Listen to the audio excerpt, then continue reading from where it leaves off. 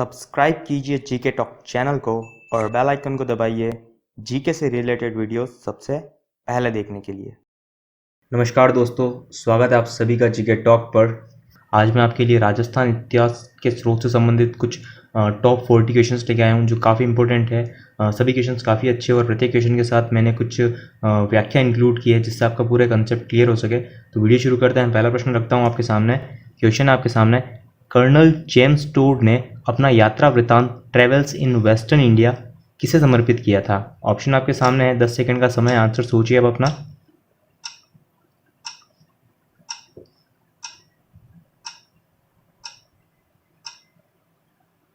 तो सही जो उत्तर है वो ऑप्शन डी, यति ज्ञानचंद्र को समर्पित किया था। उन्होंने अपना यात्रा वृत्तांत ट्रेवल्स इन वेस्टर्न इंडिया।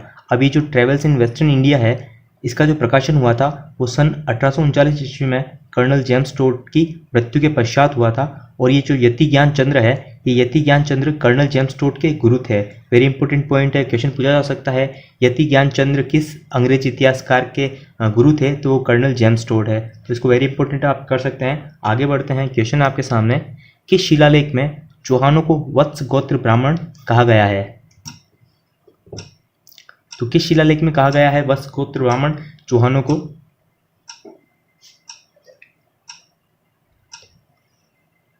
तो सही उत्तर है ऑप्शन ए होगा, बिजोलिया शिलालेख में इसका उल्लेख है, यानी चौहानों को वत्स गोत्र ब्राह्मण कहा गया है। अब ये जो बिजोलिया शिलालेख है ये 1177 ईस्वी में निर्मित है जो कि भीलवाड़ा में स्थित है। और रचयिता कौन थे? तो गुणभद्र रचयिता थे। क्वेश्चन पूछा जा सकता है बिजोलिया शिलालेख के रचयिता कौन थे? तो गुणभद्र। आप वेरी इंपॉर्टेंट पॉइंट, आप इसको भी कर सकते हैं, अच्छा क्वेश्चन बन सकता है इससे। आगे चलते हैं। क्वेश्चन आपके सामने है, मुंड्यारी ख्यात का विषय क्या है?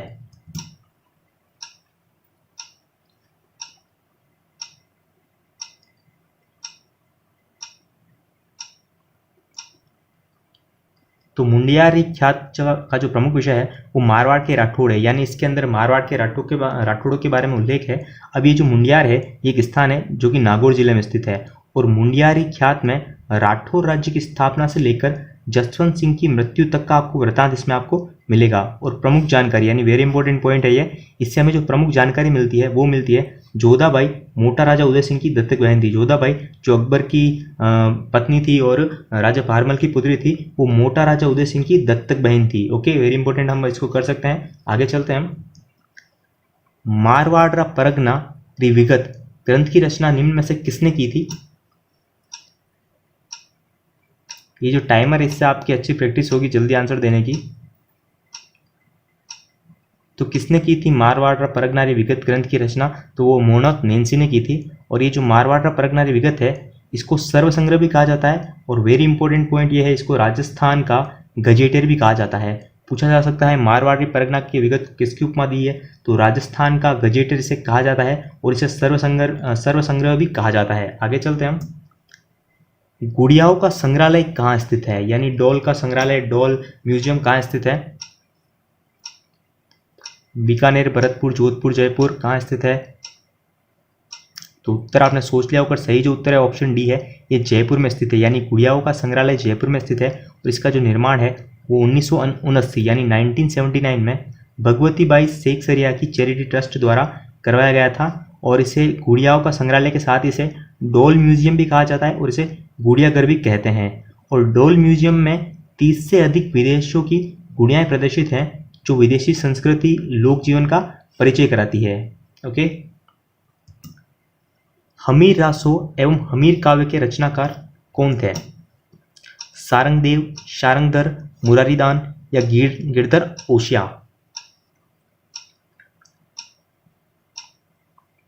तो सही आंसर होगा ऑप्शन बी, शारंगधर थे हमीर रासो और हमीर काव्य के रचनाकार।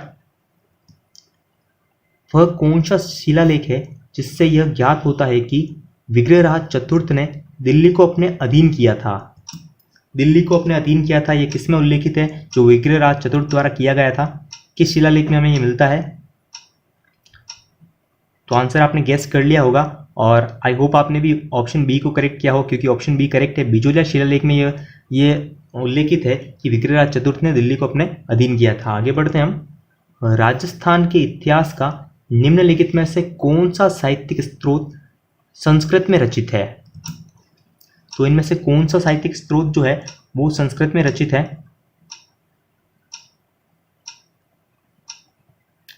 तो मैं आपको बता दूं, ऑप्शन यहाँ पर डी करेक्ट होगा।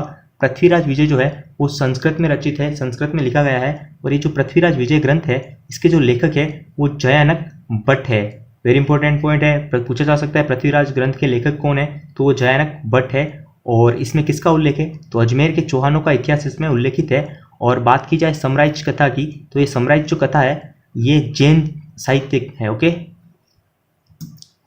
जाड़ूशाही सिक्का कौन सी रियासत से संबंधित है? जोधपुर, जयपुर, मारवाड़ या फिर कोटा, कौन सी रियासत से संबंधित है जाड़ूशाही सिक्का?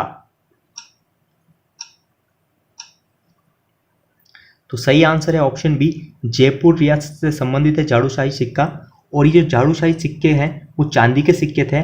और इन्हें जाड़ूशाही क्यों कहा जाता है, क्योंकि इनके ऊपर 6 टहनियों के झाड़ का चिन्ह बना हुआ था, इस कारण इन्हें जाड़ूशाही सिक्का कहा जाता है, क्योंकि इनके ऊपर 6 टहनियों के झाड़ का चिन्ह था। पाशुपत संप्रदाय से संबंधित गुरु विश्वरूप का उल्लेख कहाँ मिलता है? गुरु विश्वरूप का उल्लेख कहाँ मिलता है जो पाशुपत संप्रदाय से संबंधित है?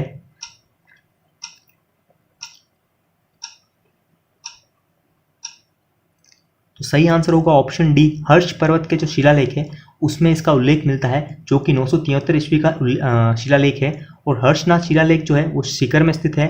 और हर्षनाथ शिलालेख में हर्षनाथ मंदिर का निर्माण अलट द्वारा किए जाने का वर्णन मिलता है। वेरी इंपॉर्टेंट पॉइंट, क्वेश्चन बन सकता है कि हर्षनाथ मंदिर का निर्माण किसके द्वारा किया जाने का वर्णन हर्षनाथ शिलालेख में है, या फिर अलट द्वारा किस मंदिर का निर्माण किया गया था, इस प्रकार क्वेश्चन बन सकते हैं। तो हर्षनाथ मंदिर का जो निर्माण है वो अलट द्वारा किया गया है, इसका जो उल्लेख है हमें हर्षनाथ के शिलालेख, हर्ष पर्वत के शिलालेख में मिलता है। तो यहाँ पर ऑप्शन डी सही है। आगे बढ़ते हैं हम।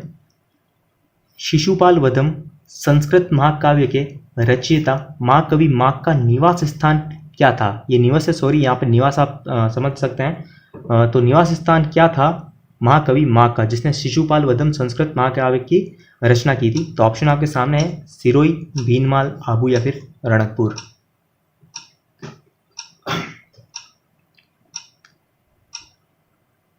तो ऑप्शन यहाँ पर बी सही होगा, भीनमाल जो है वो महाकवि माघ का निवास स्थान था।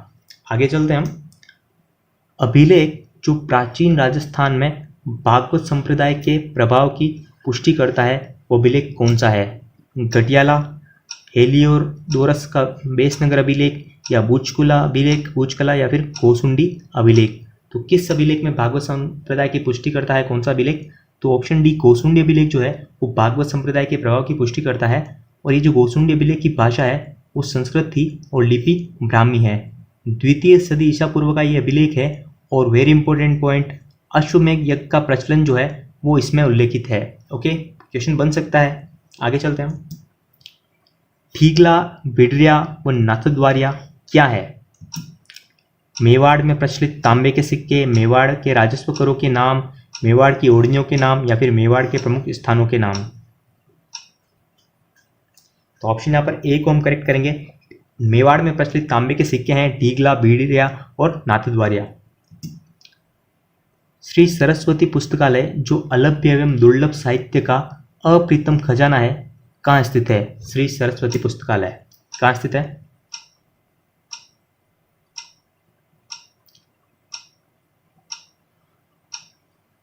तो सही जो आंसर होगा ऑप्शन डी होगा, फतेहपुर सीकर में स्थित है श्री सरस्वती पुस्तकालय। निम्नलिखित में से किस क्षेत्र में पंचमार्क सिक्कों के बारे में सबसे पहले साक्ष्य प्राप्त हुए थे? तो वो क्षेत्र कौन सा है, या फिर वो राज्य कौन सा है? बिहार, राजस्थान, गुजरात या फिर पंजाब? कहाँ मिले थे सबसे पहले पंचमार्क सिक्के? तो सही उत्तर होगा ऑप्शन बी, राजस्थान में मिले थे।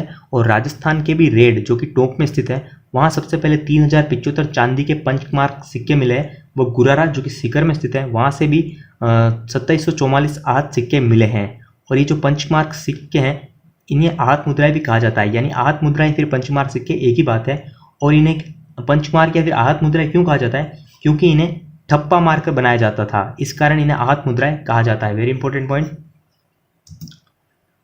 राजस्थानी साहित्य में उनके लेखकों एवं उनकी कृतियों में कौन सही सम्मिलित है? यानी ऑप्शन आपके सामने आएगा, लेखक आएगा और उनकी द्वारा रचित कृति आएगी। तो कौन सा सही सुमेलित है ये आपको पता लगाना है। समय कम लगे तो वीडियो को पॉज कर लेना, अच्छे से आंसर सोच समझ कर आंसर देना। तो सही जो है यानी सही सुमेलित जो है माधुदास, जिसने राम रासों की रचना की, ये बिल्कुल सही है। बाकी बात की जाए पृथ्वीराज रासों की, तो ये चंद बरदई द्वारा रचित है। और रुक्मणी हरण, जो रुक्मणी हरण है वो विठल दास द्वारा रचित नहीं होकर सायाजी सूला द्वारा रचित है। और सूरज प्रकाश जो है वो कर्णिदान द्वारा रचित है, जिसमें जोधपुर के अभय सिंह राठौड़ का इतिहास आपको मिलता है। चलिए, आई होप आपको ये पूरा अच्छा लग रहा होगा जो भी व्याख्या मैं कर रहा हूँ। आगे बढ़ते हैं हम। निम्नलिखित लेखकों में से कौन अ हिस्ट्री ऑफ राजस्थान के लेखक हैं? तो कौन है अ हिस्ट्री ऑफ राजस्थान के लेखक?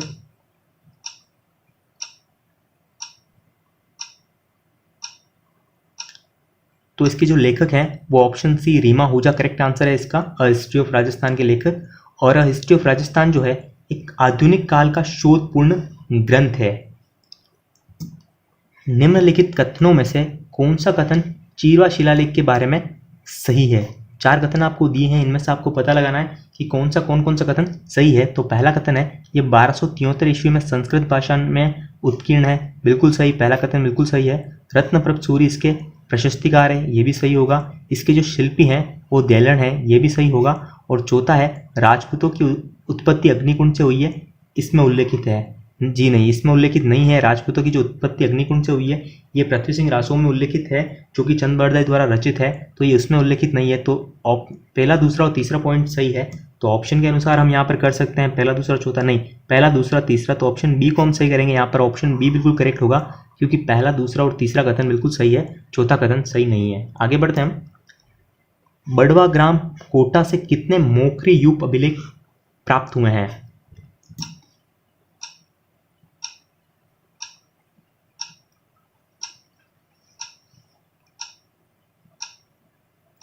तो सही जो आंसर है ऑप्शन बी होगा, 3 मोखरी यूप अभिलेख प्राप्त हुए हैं। और मोखरी यूप अभिलेख को बड़वा ग्राम अभिलेख भी कहा जाता है, जो कि 238 से 239 ईस्वी का है। और इसकी जो भाषा पूछी जाए तो वो संस्कृत है और लिपि ब्राह्मी है। और मोखरी राजाओं का सबसे पुराना व सबसे पहला अभिलेख यही है, जो 3 यूप पर खुदा है। अब यूप का मतलब क्या होता है? तो यूप एक प्रकार का स्तंभ होता है जिसमें 3 यूप थे, बलवर्धन का यूप, सोमदेव का यूप और तीसरा है बल सिंह का युग। तो ऑप्शन यहाँ पर बी सही होगा और 3। आगे बढ़ते हैं।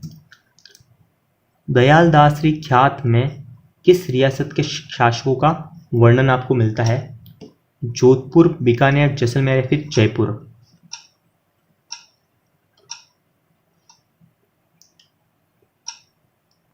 तो सही आंसर होगा ऑप्शन बी, बीकानेर रियासत के शासकों का वर्णन मिलता है दयाल दासरी ख्यात। और ये जो दयाल दासरी ख्यात है इसके रचयिता हैं दयाल दास सिडायत, जो कि बीकानेर के महाराजा रतन सिंह, जिनका शासनकाल था 1828 से लेकर 1851 ईस्वी तक, उनके दरबारी ये कवि थे। और इस ख्यात में रतन सिंह द्वारा 1836 ईस्वी में अपने सामंतों को कन्यावध रोकने के लिए गया एक स्थान है, गया में प्रतिज्ञा कराने का वर्णन भी इस ख्यात में मिलता है। तो इससे वेरी इंपॉर्टेंट पॉइंट आप लगा सकते हैं। आगे बढ़ते हैं। निम्नलिखित अभिलेखों में से किसमें मेवाड़ के गुहिल वंशीय शासकों के बारे में जानकारी नहीं मिलती है? क्वेश्चन को बड़े ध्यान से पढ़िएगा, हमेशा जो नहीं होता है ये कंफ्यूज कर जाता है। तो किसमें गुहिल वंशीय शासकों के बारे में जानकारी नहीं मिलती है, वो प्रशस्ति कौन सी है, वो शिलालेख कौन सा है? तो हर्षनाथ प्रशस्ति है, क्योंकि हर्षनाथ प्रशस्ति से हमें चौहानों के बारे में जानकारी मिलती है। निम्नलिखित में से कौन सा युग्म सुमेलित नहीं है? एक तरफ प्रशस्ति दी हुई है, दूसरी तरफ प्रशस्ति कार्ड दिया हुआ है, तो कौन सा युग्म सम्मिलित नहीं है ये हमें पता लगाना है। तो सही आंसर ऑप्शन डी है। चीरवा जो शिलालेख है वो अत्रि द्वारा रचित नहीं है, अत्रि द्वारा नहीं बनाया गया है। तो चीरवा शिलालेख के जो प्रशस्ति कार्ड थे वो रत्नप्रभ सूरी थे। तो हम ऑप्शन डी को सही करेंगे, क्योंकि जगन्नाथ जो प्रशस्ति है उसके जो प्रशस्तिकार है वो कृष्ण भट्ट तेलंग है, कीर्ति स्तंभ प्रशस्ति के महेश भट्ट हैं और राज प्रशस्ति के रणछोड़ भट्ट तेलंग है। लेकिन ऑप्शन डी चीरवा शिलालेख के अत्रि नहीं है, रत्नप्रभ सूरी है। शार्दुल राजस्थान रिसर्च इंस्टीट्यूट की स्थापना किसने की थी? रायचंद्र, जेम्स टोड, रामकर्ण, आसोपा या फिर दशरथ शर्मा ने?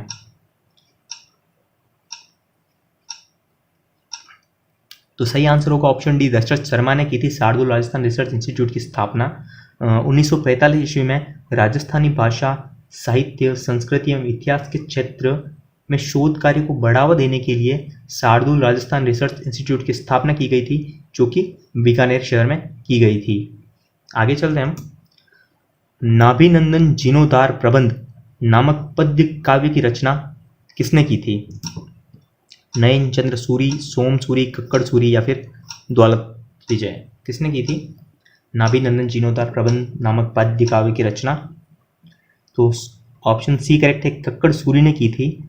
नाभिनंदन जीर्णोद्धार प्रबंध नामक पद्य काव्य की जो भाषा है वो संस्कृत है, वह 14वीं शताब्दी में रचित है और धर्मावलंबी समरसेन मूल कथानायक थे इसके। यानी नाभिनंदन जीर्णोद्धार जो प्रबंध है इसके मूल कथानायक कौन थे?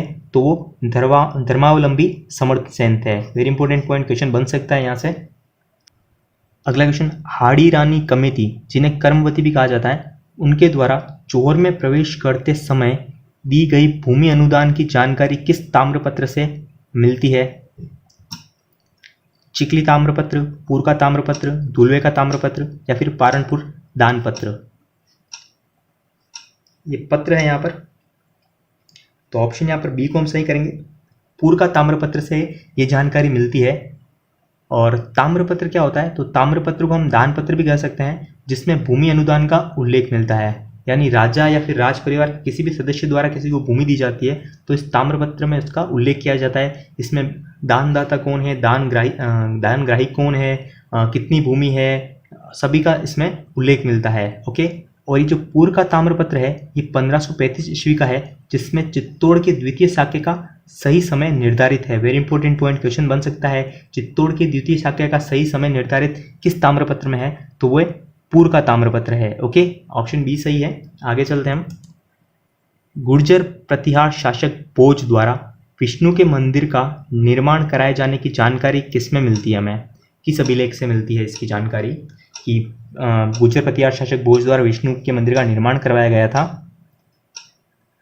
तो सही आंसर यहाँ पर हम ग्वालियर प्रशस्ति कर सकते हैं। इसी से ये जानकारी मिलती है कि भोज द्वारा विष्णु के मंदिर का निर्माण करवाया गया था। और ये जो ग्वालियर प्रशस्ति का समय है वो लगभग 880 ईस्वी का है और इसकी भाषा संस्कृत थी। और वेरी इंपॉर्टेंट पॉइंट, क्वेश्चन बन सकता है, इसके प्रशस्तिकार कौन है? तो बालादित्य, यानी ग्वालियर प्रशस्ति के प्रशस्तिकार बालादित्य थे।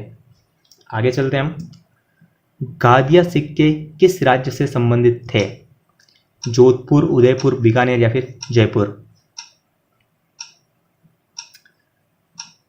तो उत्तर आपने सोच लिया होगा और आई होप आपका भी आंसर यहाँ पर उदयपुर हो। ये उदयपुर राज्य संबंधित है, उदयपुर या फिर मेवाड़। तो गादिया सिक्के मेवाड़ से संबंधित थे। ये सभी चांदी व तांबे की मुद्राएं थी ये गादिया। और इन्हें गादिया इसलिए कहा जाता था क्योंकि इन पर अंकित मूर्ति गधे के मुंह की भांति दिखाई देती थी, इस कारण इन्हें गादिया सिक्के कहा था। ओके। निम्नलिखित में से कौन सा युग्म सम्मिलित नहीं है? एक तरफ अभिलेख दिए हुए हैं, दूसरी तरफ उससे संबंधित जानकारी, यानी किस अभिलेख से कौन सी जानकारी मिलती है। समय कम लगे वीडियो पॉज कर सकते हैं आप। तो ऑप्शन डी यहाँ पर करेक्ट होगा, गठियाला शिलालेख। इससे कछवाहा वंश के बारे में जानकारी मिलती है? जी बिल्कुल नहीं, इससे कछवाहा वंश के बारे में जानकारी नहीं मिलती। इससे प्रतिहार वंश की जानकारी मिलती है। और कच्छा वंश के बारे में बात करें तो आमेर के जो शिलालेख हैं उनसे कछवाहा वंश के बारे में जानकारी मिलती है। बाकी मानमोरी से मौर्य वंश के बारे में जानकारी मिलती है, करेक्ट है। कुमारपाल का लेख से परमार वंश के बारे में जानकारी मिलती है, ये भी करेक्ट है। और बिजोलिया शिलालेख से चौहान वंश के बारे में जानकारी मिलती है, ये भी करेक्ट है। लेकिन ऑप्शन डी यहाँ पर करेक्ट नहीं होगा। लेकिन हमें यही पूछा है कि कौन सा युग्म सम्मिलित नहीं है, तो यहाँ पर इसका उत्तर ऑप्शन डी होगा। आगे चलते हैं हम। क्वेश्चन आपके सामने है, वीर सतसई के लेखक कौन है निम्न में से?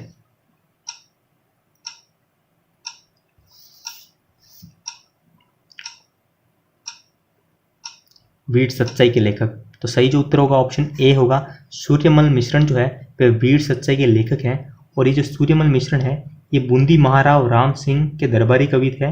और इनकी जो प्रमुख रचनाएं कौन कौन सी है? तो वंश भास्कर, इससे काफ़ी बार क्वेश्चन पूछा जाता है कि वंश भास्कर के लेखक कौन है? तो सूर्यमल मिश्रण है। और इनकी प्रमुख रचनाएं वंश भास्कर के साथ वीर सतसई, बलवंत विलास, छंदोम युग और रामन जाट और सती रासो इनकी प्रमुख रचनाएं हैं। निम्नलिखित में से कौन सा युग्म सम्मिलित है? नाम दिया हुआ है और ग्रंथ दिया हुआ है, और वो भी संगीत ग्रंथ है।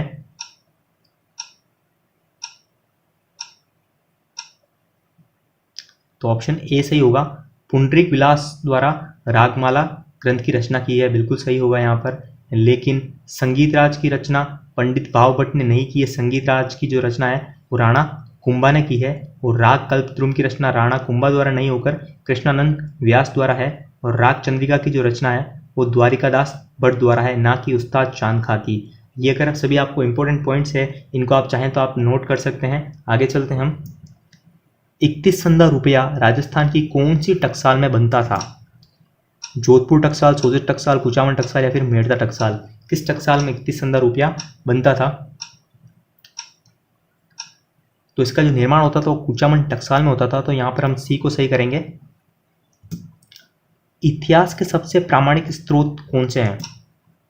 यानी किसे हम इतिहास का सबसे प्रामाणिक स्रोत मान सकते हैं, जिस पर पूर्ण रूप से विश्वास किया जा सकता है? तो ऑप्शन सी को हम सही करेक्ट करेंगे यहाँ पे, क्योंकि पुरातात्विक स्रोत जो है वो सबसे प्रामाणिक स्रोत है। अब ये पुरातात्विक स्रोत के अंतर्गत क्या क्या दिखाई देता है, क्या क्या मिलता है? तो खुदाई में निकली सामग्री इसके अंतर्गत आती है। जितने भी अभिलेख हैं, शिलालेख हैं, प्रशस्तियाँ हैं, वो सभी पुरातात्विक स्रोत हैं। सिक्के, ताम्रपत्र, मूर्ति आदि सभी पुरातात्विक स्रोत हैं, और ये सभी प्रामाणिक स्रोत हैं। चलिए आगे चलते हैं हम। हरिकेली नाटक के रचयिता कौन थे? विग्रहराज चतुर्थ, अर्णोराज, सोमदत्त, पृथ्वीराज?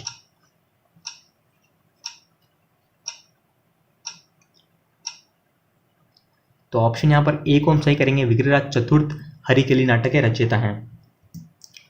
पोथीखाना संग्रहालय कहाँ स्थित है?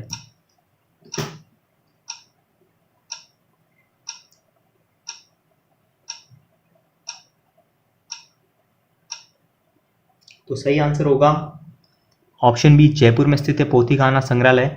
और ये जो पोथीखाना संग्रहालय है इसकी स्थापना सन 1952 में महाराजा सवाई मानसिंह द्वितीय द्वारा की गई थी। पूछा जा सकता है क्वेश्चन।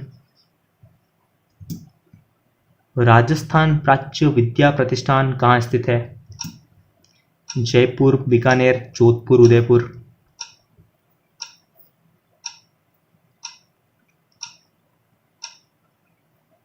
तो ऑप्शन सी को करेक्ट करेंगे। जोधपुर में स्थित है राजस्थान प्राच्य विद्या प्रतिष्ठान, और राजस्थान प्राच्य विद्या प्रतिष्ठान की स्थापना है जोधपुर शहर में 1955 में की गई थी।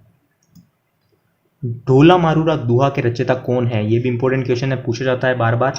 ढोला मारूरा दुहा के रचयिता?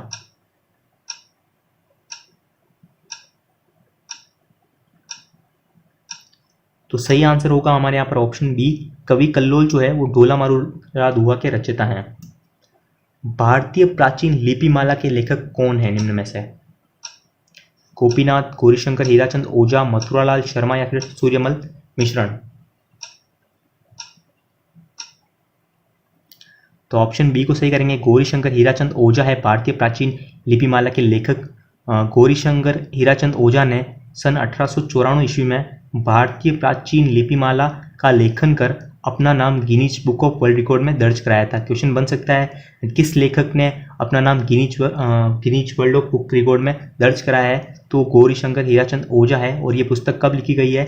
तो ये 1894 ईस्वी में लिखी गई है। आगे चलते हैं हम।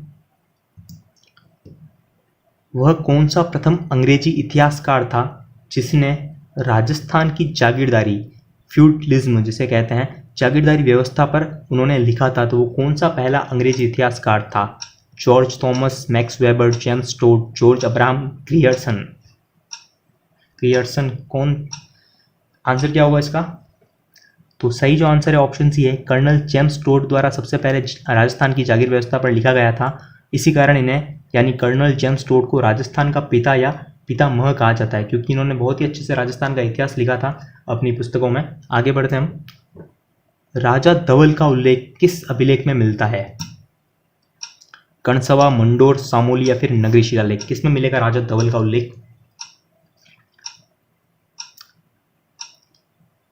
तो सही उत्तर है कणसवा अभिलेख में राजा धवल का उल्लेख मिलता है। अब ये जो कणसवा अभिलेख है ये 738 ईस्वी में निर्मित है, जो कि कोटा में स्थित है। और इस अभिलेख में मौर्यवंशी राजा धवल का उल्लेख मिलता है। यानी राजा धवल जो थे वो मौर्यवंशी शासक थे, और राजा धवल जो है वो राजस्थान में अंतिम मौर्यवंशी राजा थे। इसका भी उल्लेख आपको कणसवा अभिलेख में मिलता है।